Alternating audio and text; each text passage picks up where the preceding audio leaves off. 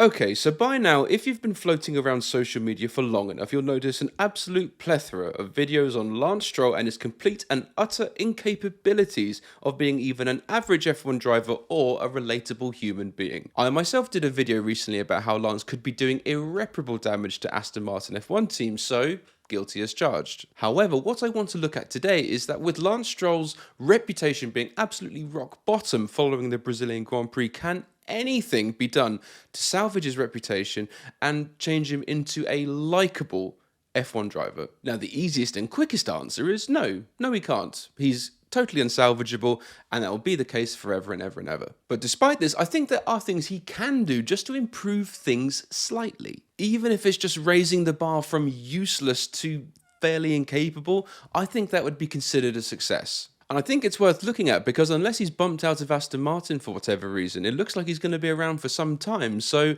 let's have a look and give it a shot. By the way, if you're enjoying the content and want to see more, click that little subscribe button below and climb aboard. So the thing I noticed recently is that there seems to be a whole category of F1 drivers who seem to be immune from criticism, and these are made up of names such as Ayrton Senna or Michael Schumacher or Lewis Hamilton. And if you even dare to say anything even slightly negative about any of the drivers in this category, you'll pretty much be hounded to the ends of the earth. Cancelled, unsubscribed, whatever you want to call it, either way there'll be a wave of fairly unhinged so-called F1 fans coming after you. Which is a shame really, because I sense any driver, past or present, shouldn't be immune to criticism. Of course, as long as it's not a nasty, non-constructive attack on them personally and kept purely to their professional life on the track, it should be fair game. Because on the other end of this godlike criticism immune spectrum, you have another category of driver where anything negative you say, whether it's an attack on their professional character, is fair game and open season. Most notably, Lance Stroll appears to be in this category, and it's too easy. It's an open goal and score as many as you like. If I did a video titled 10 reasons why Stroll, Mazepin, Latifi or Sargent are rubbish,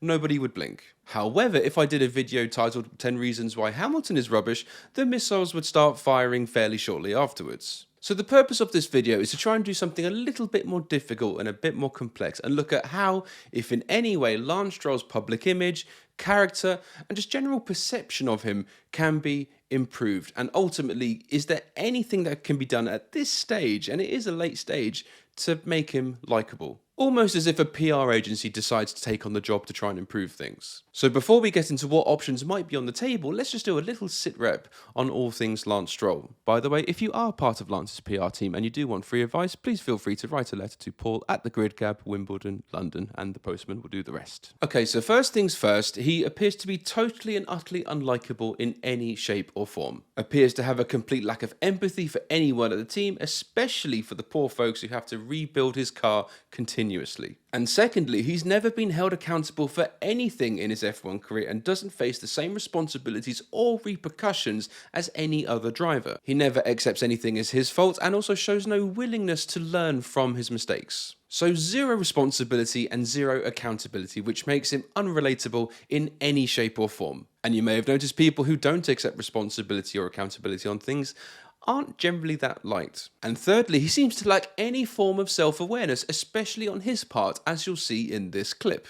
The system is to keep guys that don't deserve to be there from just buying their way through the junior series and getting to F1. It makes the guys that, win, deserve and earn their spot to get there. And, I think it's good to see the best guys get to F1. Now, he's effectively describes himself there, and that hasn't seemed to register. So that also questions things like intelligence and whether that should be brought to the table. Just a complete naivety for the environment around him. And finally, a total lack of gratitude or graciousness for his position. He's in a spot that people sometimes die to get to and show zero respect or even appreciation for the people that make it possible every weekend. After all, he's been handed it on a plate. He's there because his dad owns the team and in no way commands or deserves any respect from anybody in the F1 community at the moment. And there we are. It's blunt, but it's the truth. And I think all of those factors all come together to make up the image and perception of Lance Stroll that we have right now, which is currently possibly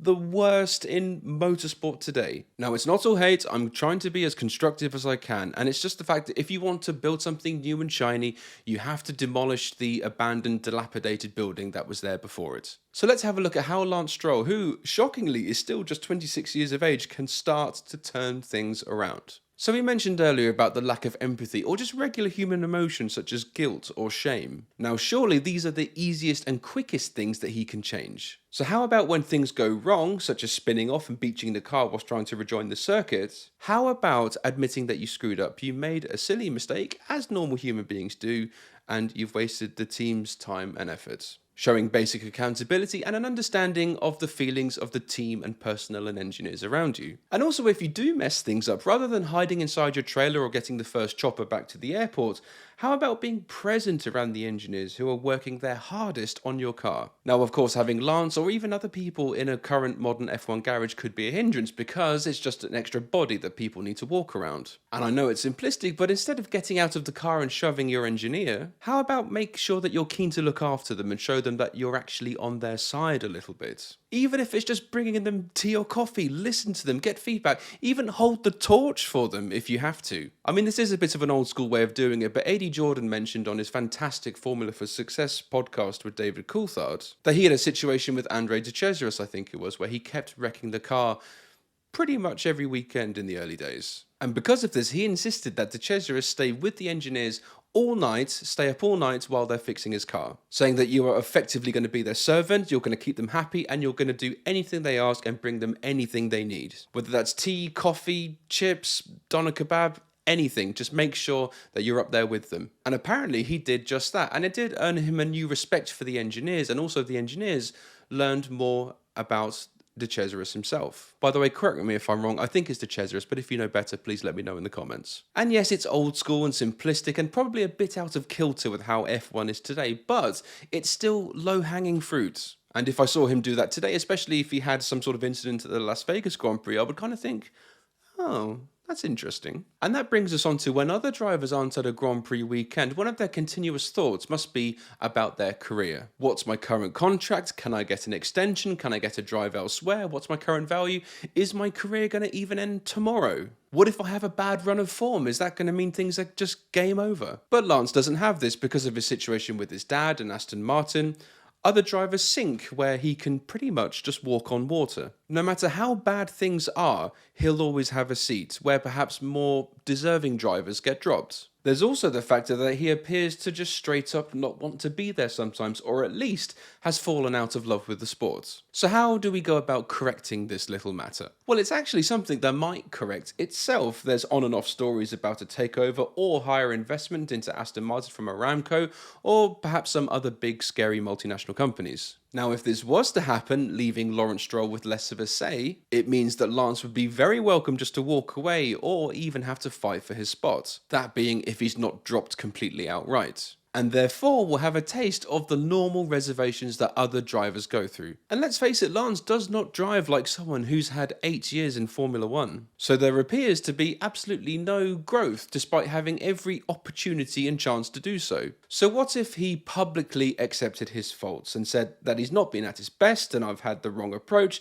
and is seeking help and advice to turn things around? Perhaps even finding a mentor such as an ex-F1 driver to guide and help him, and also for him to confide in matters that only another F1 driver would understand. Someone just to knock any thoughts or notions he had from before and to put him on the right path. But this would also involve developing self-awareness and perhaps coming out of this billionaire bubble that he's been surrounded by his whole life. And we do see this a lot, publicly admitting that you've been wrong, making mistakes, and now that you're starting from scratch, does seem to work. Only as long as you deliver on those promises that you're making moving forward. Now, he could certainly continue up this path indefinitely with Aston Martin as long as his dad owns the team and has free reign. Or if he just doesn't fancy it anymore, perhaps try another part-time series. He could be involved in endurance racing, or he could go to America, try some things there. A series where he could start with more of a clean slate and ultimately a fresh start. But only as his heart is still in motorsport, and if it's not, just go and play tennis. Now, although it will almost never happen, it would be fascinating to see how Lance would roll in another team away from his dad's favoritism. And just what sort of experience would that be for him? Might that even just reignite something in him and show us glimpses of what we saw during his time at Williams and Racing Point? I mean, granted, there were moments of disbelief and just outright stupidity at times, but there were glimpses that looked like he was fairly competent and interested in what he was doing, for a short time at least. Now, if Andretti or any other teams join the grid in the coming years and are hard up for drivers, might farming out Lance to them for a few dollars for their trouble allow a rebirth or even a rebranding for him to take place? You never know, an opportunity just to step out of his dad's shadow might just be the thing to start this process. Now, moving from on the track to off the track, aside from what we see from him over a Grand Prix weekend, we don't really know that whole much about him. The only assumptions we can make from him is what we see on a Friday, Saturday or Sunday, and that usually doesn't seem to do him any favours. The rare times he has appeared on a podcast or an interview, he's been wearing Aston Martin teamwear, or it's very heavily prepared where the questions are vetted to be as bland as possible. Now, I think it would be very interesting to hear from him in a long-form conversation or podcast over, 2 or 3 hours. Whether he actually has the capacity to talk for that long, we'll have to wait and see. But it would certainly allow us to see more of his character and also hear a bit more of his side of the story. Now, I've got to be honest, that has enormous potential to backfire catastrophically and to destroy any form of credibility he has left. But if he turned up just as himself, left all the Aston Martin gear at home, and showed all the basic human qualities and emotions that people attach to and like, we could see a different side to him. Now, whether that makes him more likable or not is another story, but it would help us understand him. Now, I am confident if he did just a few of those things, it would help improve the situation, even if it is, as I said, just raising the bar from useless to fairly incompetent. At this stage, that would be a success. But the thing is, although there could be a possibility for Lance Stroll to turn things around and for him to become likable from the fans, is there even a desire or a want to even see this? If a PR agency applied enough money and time, I'm sure they could try and sort this out, but to F1 fans who pay money to follow this sport, I'd say most of us by this stage have seen enough. It's not like Lance was once a beloved figure who fell upon hard times and alienated himself, but yet there's this curiosity about him for a comeback. In order to have a comeback, you need to be there, and Lance was never really there in the first place. And that is going to be a massively difficult hurdle because Lance never really captured the imagination or hearts of the fans. He's had 8 years in F1 and has been given more chances than anyone could ever dream of. And for 99.9 recurring of F1 fans, another chance would be seen as a massive injustice. So if any kind of renovation is to be done on Lance Stroll, it has to be done now, yesterday preferably, so the results can be seen throughout the 2025 season. But there's also the reality that what we see right now with him is just who he is. Why change anything when you're the son of a billionaire and flushing your toilet with liquid gold? I mean, where's the motivation to change? Because whatever happens, whether it's good or bad, you're going to be fine. So it's up to Lance really at this stage to decide whether he does have the capacity to change, because something's desperately wrong and he needs to do so, because if he doesn't have the fans on side, then as I said previously in a video, Aston Martin F1 and also the sponsors are going to suffer dearly as well. So there we go, that's Lance. So thanks for watching, guys. Please be sure to like, share and subscribe. Stay in touch for future videos. All the best, and I'll see you later. Cheers.